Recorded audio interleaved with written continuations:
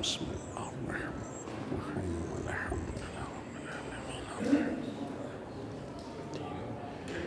إياك نعبد وإياك نستعين الصراط المستقيم صراط الذين لا حول ولا قوة إلا بالله العلي العظيم حسبنا الله ونعم الوكيل نعم المولى ونعم النصير أعوذ بالله السميع العليم من الشيطان اللعين الرجيم بسم الله الرحمن الرحيم الحمد لله الذي هدانا لهذا وما كنا لنهتدي لولا أن هدانا الله لقد جاءت رسل ربنا بالحق والصلاة والسلام على النبي الأمي المكي الهاشمي القرشي المدني السيد البهي وسراج المضيء نقطة دائرة الوجود صاحب المقام المحمود وصاحب الوقار وسكينة المدفون بأرض مدينة العبد المؤيد والمصطفى الأمجد ورسول المسدد أبي القاسم محمد وعلى آله الطيبين الطاهرين المعصومين المظلومين الغر الميامين المنتجبين الأكرمين الذين أذهب الله عنهم الرجس وطهرهم تطهيرا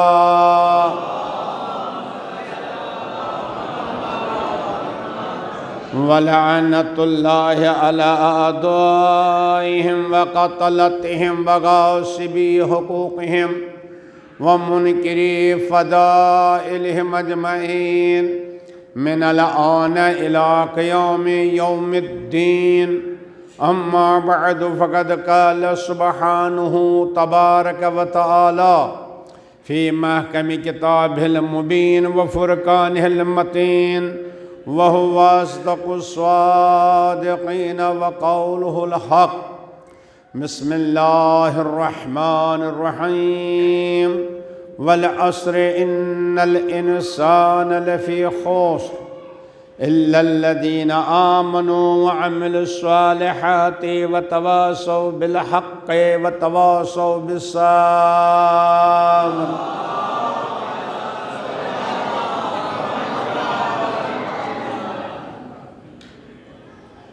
حالات حاضرہ مد رکھتے ہوئے اور کتنے لوگ بچار پریشان ہیں اور جو ہے مشکلات میں ہیں، کتنے لوگ بیمار ہیں، لہذا بہرحال شب دعا ہے، ہم امام حسین علیہ السلام کے گھر میں ہیں، لہذا دعا کرنے کے لیے 5 مرتبہ پڑھیے بسم اللہ الرحمن الرحیم امن یجیب المضطر اذا دعا ویکشف السوء أَمَّنْ يُجِيبُ الْمُضْطَرَّ إِذَا دَعَا وَيَكْشِفُ السُّوءَ أَمَّنْ يُجِيبُ الْمُضْطَرَّ إِذَا دَعَا وَيَكْشِفُ السُّوءَ أَمَّنْ يُجِيبُ الْمُضْطَرَّ إِذَا دَعَا وَيَكْشِفُ السُّوءَ أَمَّنْ يُجِيبُ الْمُضْطَرَّ إِذَا دَعَا وَيَكْشِفُ السُّوءَ إلهي وسيدي ومولاي وربي أسألك بحق فاطمة وأبيها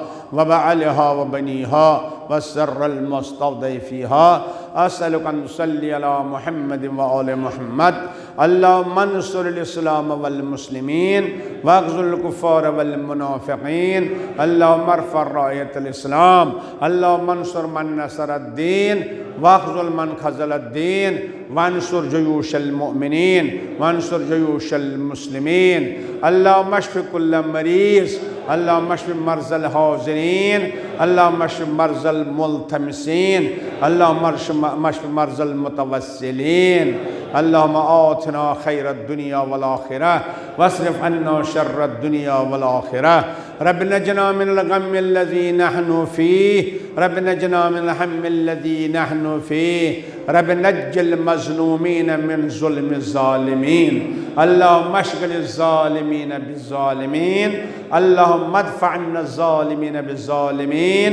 اللهم اغفر للمؤمنين والمؤمنات والمسلمين والمسلمات بحق اللهم صل على محمد. ارباب ایمان اولاً خلاق کائنات پروردگار عالم کا تشکر شکریہ لازم ہے کہ کیسی کیسی نعمتیں اللہ نے ہم کو دی ہے، اور یہ سب سے بڑی نعمت یہ فرش عزا ہے. اور میں آپ کا تشکر بجا لاتا ہوں کہ آپ بہرحال زحمت فرماتے رہے اور آتے رہے، میرے ٹوٹے پھوٹے الفاظ میں چند مطالب سماعت فرماتے رہے. اس سلسلے میں آج یہ آخری مجلس ہے اس سلسلے کی، یا کہ یقیناً مجھے بہرحال اس بات کا احساس ہے، کم علم ہوں، میں موضوع کے ساتھ انصاف نہ کر سکا. اصلی جو موضوع تھا اس کے بارے میں بہرحال انصاف نہیں کر سکا، مگر پھر بھی بہرحال آپ کی خدمت میں چند کلمات عرض کے انشاءاللہ وہ پروردگار عالم کی بارگاہ میں قابل قبول ہوں گے. صلوات بھیجے بر محمد و آل محمد. لہذا توجہ آپ کی چاہتا ہوں کہ خلاصہ اس سورہ مبارکہ کا جو ہماری زندگی ہے، خلاق کائنات پروردگار عالم کا ارشاد گرامی ہے، والعصر ان الانسان لفی خسر. قسم ہے زمانے کی، قسم ہے وقت کی، قسم ہے دہر کی، قسم ہے عصر کی، انسان خسارے میں ہے، انسان نقصان میں ہے، انسان گھاٹے میں ہے. اگر خسارے سے نکلنا ہے، کامیاب ہونا ہے، بہترین زندگی، کامیاب زندگی گزارنا ہے تو 4 چیزوں کی ضرورت ہے. الا الذین آمنوا، پہلے ایمان کی ضرورت ہے. جس کے پاس ایمان کا سرمایہ ہوگا. لیکن ایمان کافی نہیں ہے کہ جو یہ کہے کہ میں مومن ہوں، میں محب اہل بیت ہوں، میں صاحب ولایت ہوں، کافی نہیں ہے. قرآن مجید آواز دے رہا ہے وَعَمِلُوا الصَّالِحَاتِ. جہاں ایمان کی ضرورت ہے، جہاں ایمان کا سرمایہ ہونا چاہیے، وہیں پر عمل صالح بھی ہونا چاہیے. اور عمل صالح کے بعد بھی انسان خسارے سے نکلے گا نہیں جب تک کہ تیسری منزل میں نہیں آوے گا. وَتَوَاصَوْا بِالْحَقِّ، آپس میں حق کی وصیت کرتے ہوں گے. وَتَوَاصَوْا بِالصَّبْرِ، آپس میں صبر کی وصیت کرتے ہوں گے. یہ 4 چیزیں ہر مومن پر لازم ہے، واجب ہے، فرض ہے. لہذا عزیزان گرامی، ایمان اور ایمان کے ساتھ عمل صالح. بہرحال دنیا میں 2 طرح کے نظریات ہیں. کچھ لوگ کہتے ہیں کہ ایمان ہونا چاہیے پھر عمل ہو یا نہ ہو، ہمیں کیا ضرورت ہے پھر عمل کرنے کی، بس محبت ہونی چاہیے، ولایت ہونی چاہیے، مودت ہونا چاہیے. پھر نماز پڑھیں نہ پڑھیں، روزہ رکھیں نہ رکھیں، حج کریں نہ کریں، اس کی ضرورت نہیں ہے. یہ ایک فکر ہے. کچھ لوگ ایسے ہیں کہ وہ کہتے ہیں بھائی عمل کرتے جاؤ، ارے اچھے اچھے کام کرو، ہاسپٹل بناؤ، مدرسے بناؤ، کالج بناؤ، کیا ضرورت ہے امام باڑے میں آنے کی، کیا ضرورت ہے فرش پازا پر بیٹھنے کی، بس نیک کام کرتے جاؤ تو کامیاب ہو جاؤ گے. تو قرآن مجید نے ان دونوں نظریوں کو رد فرمایا نہ یہ کہنا صحیح ہے کہ ایمان ہو تو عمل نہ ہو، اور نہ یہ کہنا صحیح ہے کہ عمل صالح ہو ایمان نہ ہو. نہیں، جہاں ایمان ہے عمل صالح ضروری ہے. الحمدللہ اب میں ایمان کے بارے میں بحث نہیں کروں گا، اس لیے کہ آپ کلی ایمان کے ماننے والے ہیں. صلوات بھیجیے بر محمد. آپ کے پاس ایمان کا سرمایہ ہے، الحمدللہ اس کی حفاظت کیجیے. البتہ اس کی علامتیں ہیں، اس پر عرض نہیں کروں گا، لیکن ایک جملہ میں عرض کرنا چاہتا ہوں عمل صالح کے بارے میں. خاص طور توجہ رکھیں ہمارے نوجوان، عمل صالح کسے کہتے ہیں؟ بہرحال ہر ایک اپنے اعتبار سے کہتا ہے یہ عمل صالح، یہ نیک عمل ہے.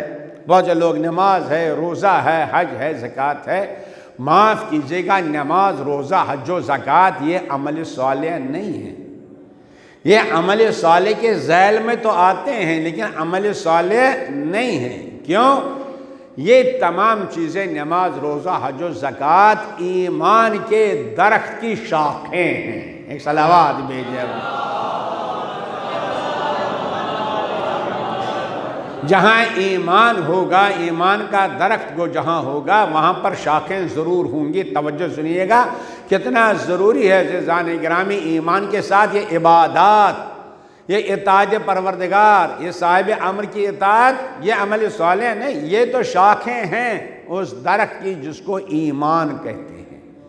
چنانچہ آپ نے درخت کو دیکھا ہے ماشاءاللہ، درخت عزیزان گرامی جو ہوتا ہے ہم تو زیادہ جانتے ہیں، ہمارے پاس درخت تو ہے ہی ہے، سیب کے درخت، یہ درخت وہ درخت، ہر درخت کی جڑیں جو ہے زمین میں پوشیدہ رہتی ہیں، دکھائی نہیں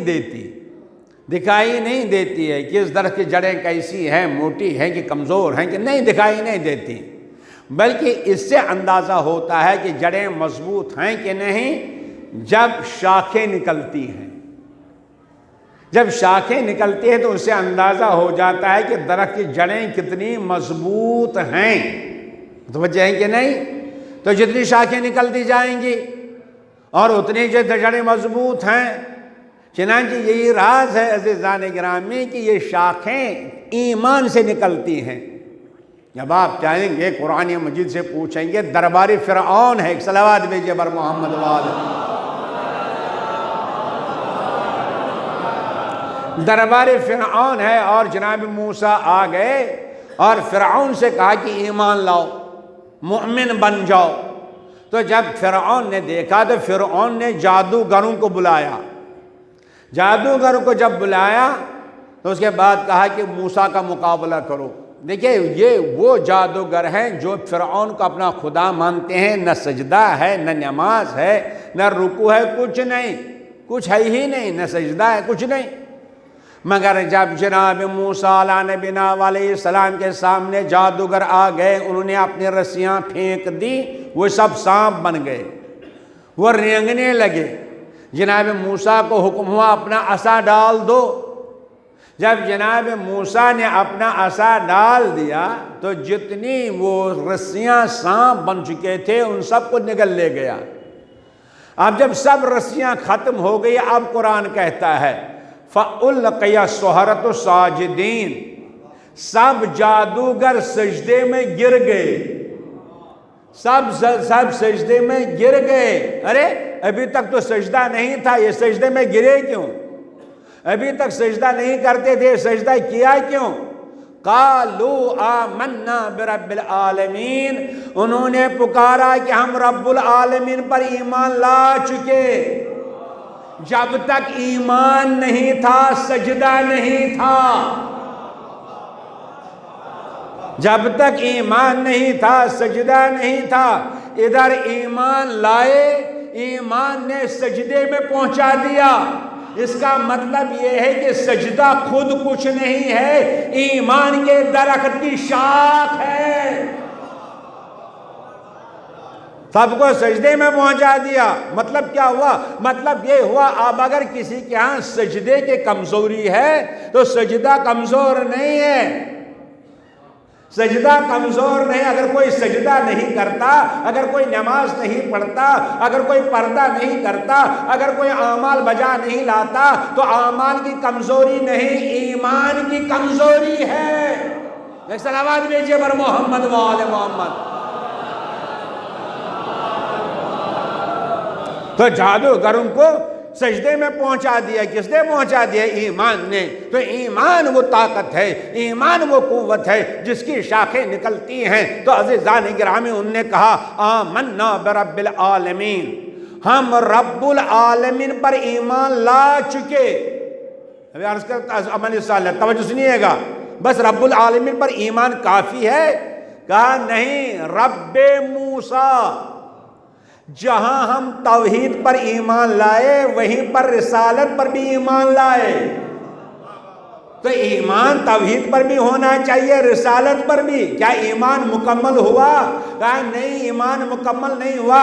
رب موسیٰ و ہارون، جہاں ہم رسالت پر ایمان لائے وہیں ہارونیت امامت پر ایمان لائے ہیں۔ ایک صلوات بھیجئے بر محمد و آل محمد۔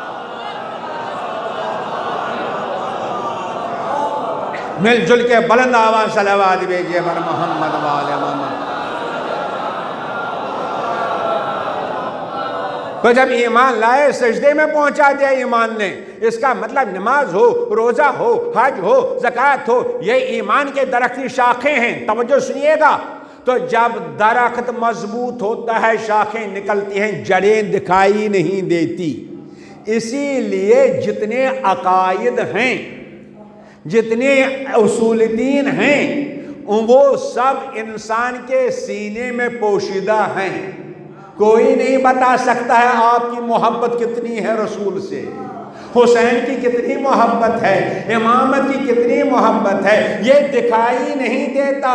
سینے کے زمین میں ایمان کے درخت کے شاخ کے جڑیں پوشیدہ ہیں، مگر جب جڑیں مضبوط ہوتی ہیں خود بخود شاخیں نکلتی ہیں۔ ایک صلوات بھیجیں بر محمد وال۔ جب جڑیں مضبوط ہیں تو شاخیں نکلتی ہیں۔ تو اگر ایمان مضبوط ہے، نماز کی شاخ نکلے گی، روزے کی شاخ نکلے گی، حج کی شاخ نکلے گی۔ اسی لیے اس کو فروعی دین کہا جاتا ہے، اسی لیے فروعی دین کہا جاتا ہے۔ معاف کیجئے گا، ہم تو جانتے ہیں درخت کیسے ہوتا ہے، سیب کا درخت ہم نے دیکھا۔ اگر شاخ نہیں نکلتی ہے، ہم شاخ کا علاج نہیں کرتے۔ اگر شاخ نہیں نکلتی ہے، شاخ کا علاج نہیں کرتے، زمین کھود کے جڑوں کا علاج کرتے ہیں۔ جڑوں کا علاج کرتے ہیں۔ جڑیں جب مضبوط ہوتی ہیں شاخیں خود بخود نکلتی ہیں۔ ارے ایمان کو اتنا مضبوط بنا دو، محبت اہل بیت کو اتنا مضبوط بنا دو، خود بخود نماز کی شاخ نکلے گی، روزے کی شاخ نکلے گی، حج کی شاخ نکلے گی، زکوٰۃ کی شاخ نکلے گی۔ ایک صلوات بھیجئے بر محمد و آل محمد۔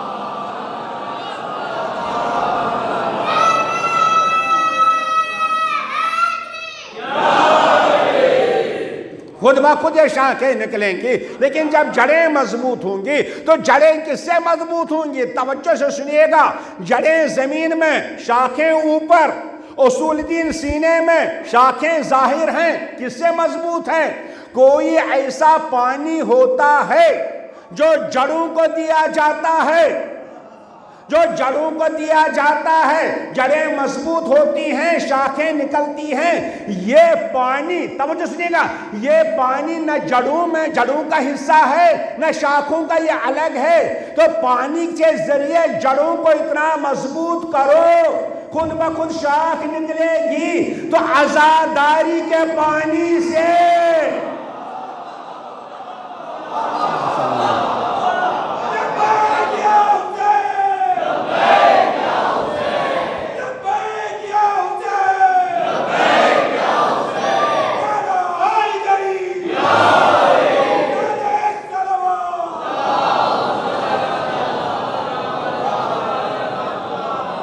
تو عزیزان گرامی، عزاداری کے پانی سے، عزاداری وہ پانی ہے جو عقائد کی جڑوں کو اتنا مضبوط کرتی ہے کہ شاخیں خود بخود نکل آتی ہیں۔ توجہ سنیے گا، اب بحث نہ کیجئے گا نماز افضل ہے کہ مجلس افضل، اب بحث نہ کیجئے گا نماز افضل ہے کہ حسین افضل۔ ارے نماز شاخ ہے، عزاداری اس کی زندگی ہے۔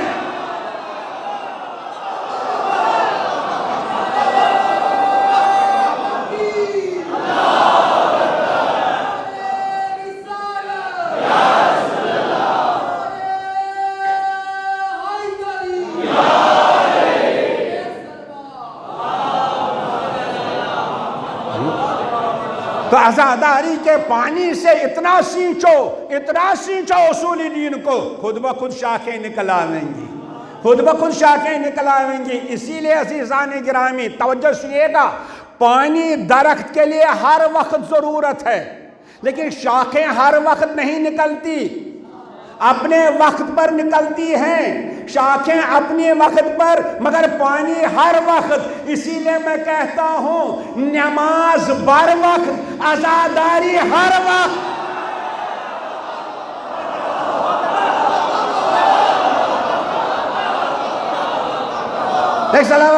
بھیجیں بر محمد و آل محمد۔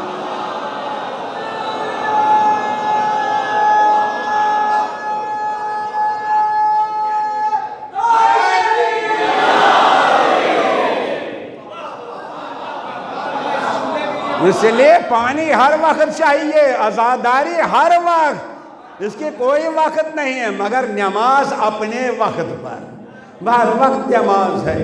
اب یہ درخت ہے، اس کی مضبوطی کہاں سے، پانی کہاں سے؟ بس امام صادق نے فرمایا آپ کے لیے، سنیے آج مجلس کا آخری خلاصہ عرض کر رہا ہوں۔ امام صادق نے فرمایا اس دنیا میں دو درخت ہیں، دو درخت ہیں، ایک ہے خیر کا درخت، ایک ہے شر کا۔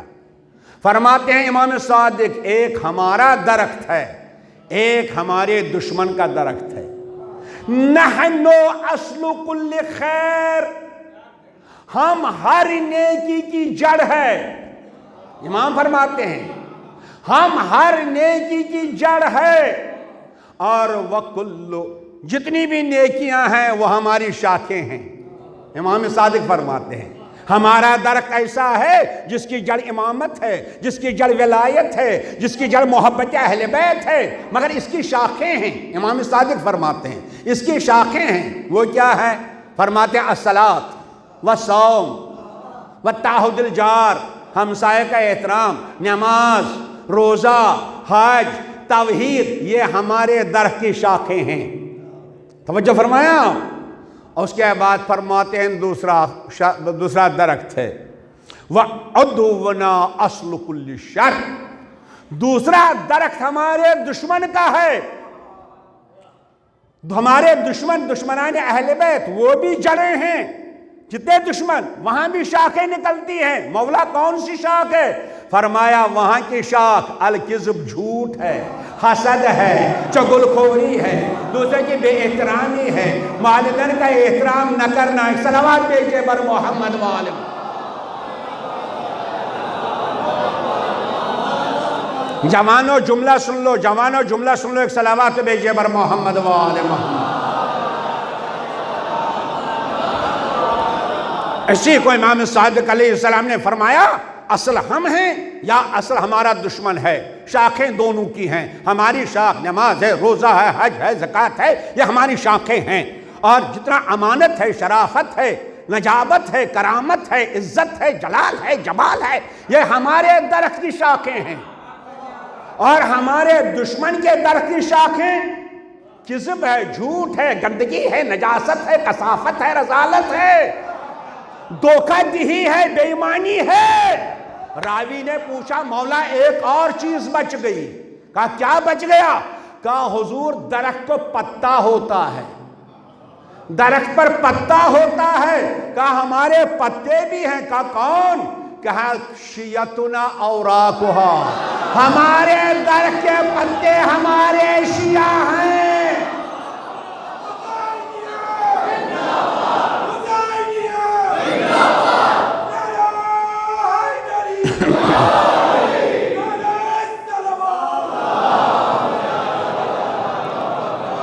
ابھی بات نہیں پہنچا سکا۔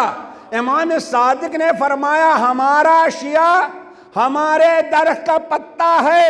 متوجہ ہے کہ نہیں؟ مگر پتے کا کمال یہ ہے کہ شاخ سے لٹکا رہے۔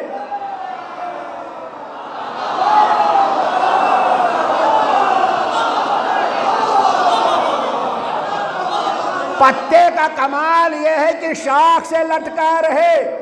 اگر شاخ کو چھوڑ دیا، جڑ تک آ گیا، جلانے کے علاوہ کچھ نہیں۔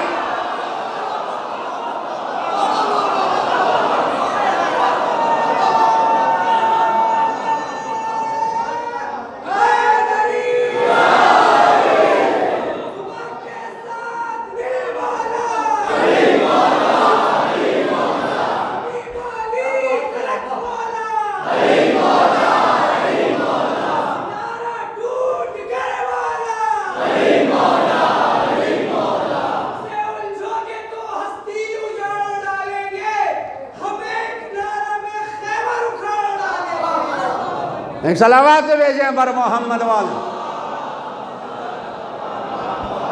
جوانوں آپ کا شکر گزار رہوں گا، یقیناً میری قبر منور ہو جائے گی اگر آپ اس جملے پر غور کریں جو امام صادق نے فرمایا، میرا جملہ نہیں۔ امام نے فرمایا پتہ شاخ کے ساتھ، اب امام نے فرمایا اب اگر تم کو دیکھنا ہے ہمارے درخت کے پتے ہو یا کسی اور کے، کذبہ من زعم، وہ جھوٹا ہے جو دن بھر ہمارے دشمن کے درخت کی شاخ سے لٹکا رہے، دن بھر جھوٹ، دن بھر خیانت، دن بھر چغل خوری، دن بھر حسد، دن بھر دوسرے کو دھوکہ دینا، یہ کوسے درخت کا پتا ہے۔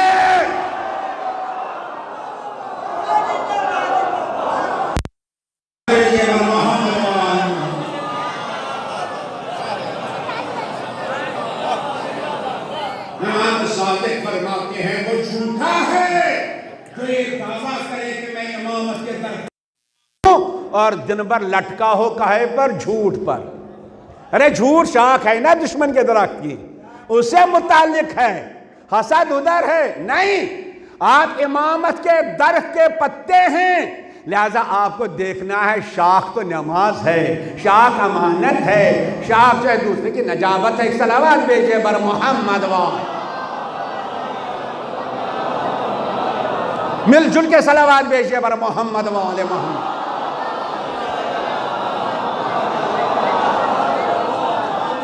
عزیزان گرامی، تو اگر شاخ میں کمزوری ہے، اگر فروع دین میں کمزوری ہے، یہ فروع دین میں کمزوری نہیں، یہ ایمان میں کمزوری ہے، یہ نقص ہے۔ نہیں مجھے کہنے دیجئے، پڑھنے دیجئے، یہی فرمایا ہمارے مولا علیہ السلام نے، امیر المومنین نے نہج البلاغہ میں، ایک صلوات بھیجئے بر محمد۔ مولا علی نے خطبہ دیا جس کو غلط ترجمہ لوگ کرتے ہیں، غلط باتیں لوگ بیان کرتے ہیں، یقیناً امام نے فرمایا دیکھیے اعمال کتنے ضروری ہیں، فروع دین کتنے ضروری ہیں، یہ شاخیں۔ فرماتے ہیں مولا کائنات علیہ السلام، ایاکم و مشاورۃ النساء، خبردار عورتوں کے ساتھ مشورہ نہ کرنا۔ بھائی یہ پیغمبر کی بھی حدیث ہے نا، بگڑیے نہیں بھائی، مگر کیا کیا جائے، ہے حدیث ہے، علی نے فرمایا، پیغمبر نے بھی فرمایا، اچھا جناب حضور نے فرمایا عورتوں کے ساتھ مشورہ نہ کرنا، کیوں؟ مولا فرماتے ہیں علی نہج البلاغہ میں، فَإِنَّهُنَّ نَوَاقِصَاتُ الْإِيمَانِ، اس لیے ان کے ہاں ایمان آدھا ہے، نواقصات العقول، عقلیں آدھی ہیں، نواقصات الحظوظ، میراث آدھا۔ بس ہم تو اکڑ گئے، گھر میں پہنچ گئے، کچھ بولے، بیوی نے کچھ کہنا چاہا کہا چپ رہو، تم تو آدھا ایمان رکھتی ہو۔ ہم تو بڑے ایمان والے بن گئے، بڑے ایمان والے ہم بن گئے، مگر ہیں نا بھائی، ذرا سے بیوی نے کچھ کہا، ارے چپ رہو تمہاری عقل آدھی ہے۔ کیوں؟ علی نے فرمایا، ارے معاف کیجئے گا، علی علیہ السلام فرما رہے ہیں، یقیناً علی نے فرمایا، مگر یہ بتائیے کیا اس عورت کا بھی ایمان آدھا ہوگا جو کنیز زہرا ہوگی؟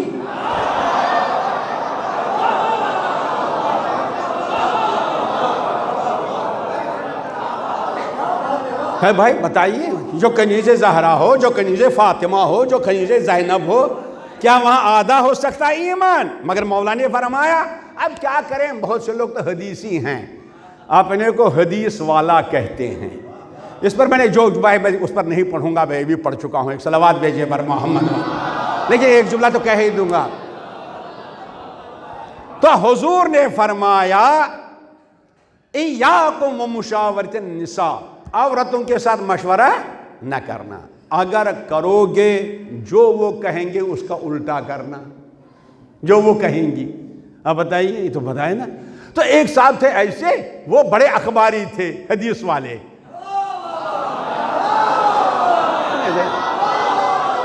وہ فرماتے ہیں کہ بھائی میں حدیث پر عمل کروں گا، میں حدیث پر عمل کروں گا، حدیث کے علاوہ کسی چیز پر نہیں، مجھے کسی عالم کی ضرورت نہیں ہے، میں صرف حدیث پر عمل کروں گا۔ اب مجلس سن لیا، پیغمبر نے فرمایا عورت ان سے مشورہ نہ کرنا، اگر کرو گے اس کا الٹا کرنا۔ اب گھر گئے دوسرے دن دیکھے وہ مجلسی میں نہیں. مولانا صاحب نے معلوم کیا، ارے بھائی ان کو کیا بات ہے، کیوں نہیں مجلس میں آئے؟ بھائی ہر روز آتے تھے. کہا ارے وہ بیمار ہیں، اب گئے ان کی عیادت کے لیے. ارے کیا بات ہے؟ ارے حضور بیمار ہوں، چہرے کے بل گرے ہوئے ہیں. ارے بیمار ہو ڈاکٹر کے پاس جاؤ. کہا حضور نہیں، حدیث ہے نا، بیوی جو کہے اس کا الٹا کرنا. مجھے بیوی نے کہا ہاسپٹل جاؤ. کیا کرا بھائی، مجھے بیوی نے کہا ہاسپٹل جاؤ. حضور نے کیا فرمایا؟ جو بیوی کہے اس کا الٹا کرنا. لہذا میں نہیں جاؤں گا، حدیث والا ہے. میں نے کہا تب تو وہیں جانا ہے تم کو جہاں جانا ہے. ایک صلوات تو بھیجے بر محمد و آل محمد. ارے اپنی بیٹیوں کی توہین نہ کرو، اپنی بہنوں کی توہین نہ کرو. صرف حدیث سن کے فیصلہ نہ کرو علی نے یہ فرمایا. نہیں عزیزان گرامی، کیا عورت کا ایمان آدھا؟ معاف کیجئے گا، بڑے اکڑتے ہیں اکڑنے والے. ارے ہمارے پاس کلی ایمان، ہم ایمان والے. سنیے، ہر وقت ڈگری اس وقت ملتی ہے جب امتحان مکمل ہوتا ہے کہ نہیں؟ مثلا MBBS کی ڈگری کب ملے گی؟ جب MBBS مکمل ہوگا. انجینئر کی ڈگری کب ملتی ہے؟ جب انجینئر مکمل ہوگا. اسی طرح اسلام میں ایمان اور عقل کی ڈگری اس وقت ملتی ہے جیسے ہی ملتی ہے نماز روزہ واجب. ایمان کی ڈگری مل گئی، مکمل ایمان، نماز روزہ واجب.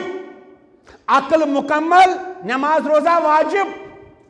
نہیں توجہ فرما رہے ہیں آپ؟ یعنی ایمان کامل ہو گیا، نماز روزہ واجب. بتائیے بیٹی کا ایمان کب مکمل ہوتا ہے؟ ارے سنیے نا بھائی، بیٹی پر 9 برس میں نماز واجب، روزہ واجب. مرد پر 15 برس کے بعد. اس کا مطلب یہ ہے کہ بیٹی جو ایمان اور عقل کا سفر 9 برس میں طے کرتی ہے، مرد 15 برس میں. ایک صلوات دیجئے بر محمد و آل محمد. مرد 15 برس میں، وہ 9 برس میں، یہ 15 برس میں. اب بتائیے 15 برس والا اس کو کہتے ہیں دھکا دے کے پاس ہونا. وہ تو 9 برس میں. تو کیا ایمان آدھا؟ کیا عقل آدھی؟ کیا پھر مسئلہ کیا ہے؟ بس مولا سے پوچھئے. مولا آپ نے فرمایا کہ عورت کے پاس ایمان آدھا عقل آدھی. آواز دی مولا علیہ السلام نے، مکمل سنو خطبہ. کیوں ایمان کیوں آدھا ہے عورت کے پاس؟ فَإِنَّ